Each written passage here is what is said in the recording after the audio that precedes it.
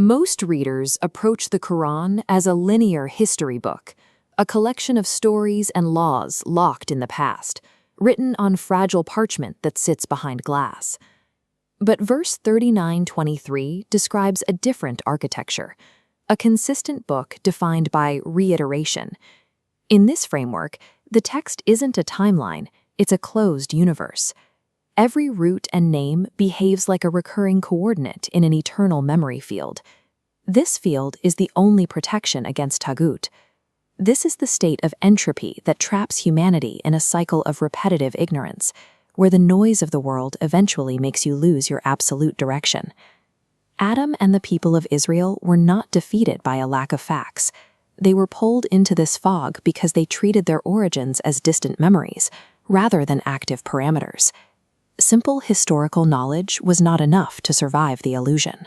To maintain your coherence in a reality designed to make you forget, you don't need a history lesson. You need an active defense system, a chainmail of remembrance.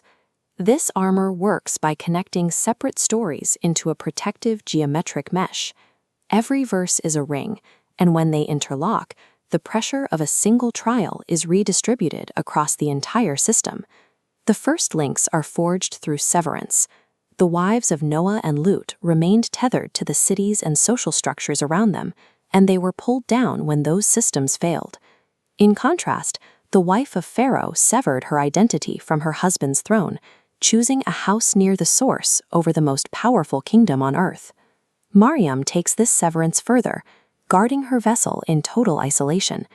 By cutting off worldly noise, she becomes a conductress for the word to manifest without interference. This mesh is further strengthened by the rejection of manufactured authority.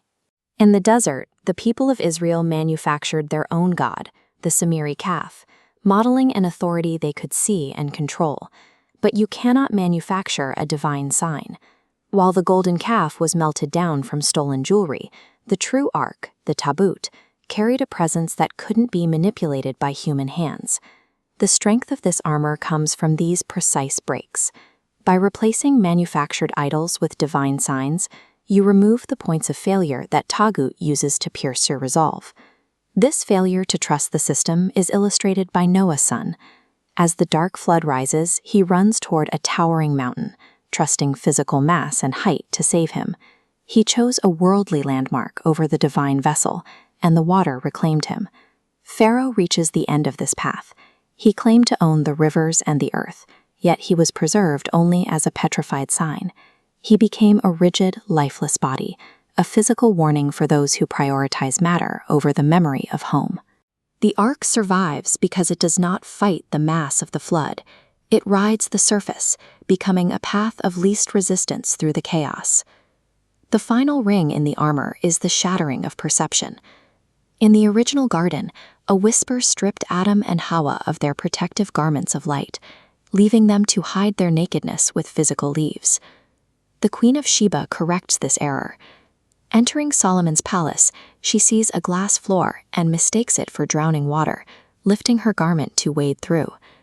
The moment the illusion is exposed as smooth glass, she immediately submits, realizing that the material world is just a transparent surface. Taghut is nothing but that glass floor, a fragile projection of danger and power that breaks the moment you recognize the true topology of the universe. The links are now connected: severance, authority, and the shattering of illusion. But even the strongest armor cannot protect a wearer if it remains draped over a mannequin. The system requires a conductor. You are the final node needed to close the circuit. The command in verse 19:12 to take the book with strength provides the torque that turns this passive map into an active defense grid. This grip is what separates a passive reader from a mercilin. It is the only operation that holds the garment of light against the constant entropic pull of the world. Those who treat the book as a distant history lesson eventually become part of that history, preserved as rigid, lifeless warnings, like Pharaoh's body. But those who use their intellect to maintain the grip become the first of the awakened. They traverse the boundaries of the universe without losing their coherence. The book remains an inert object until you execute the 1912 grip. The circuit is open. Waking up from the illusion is entirely up to you.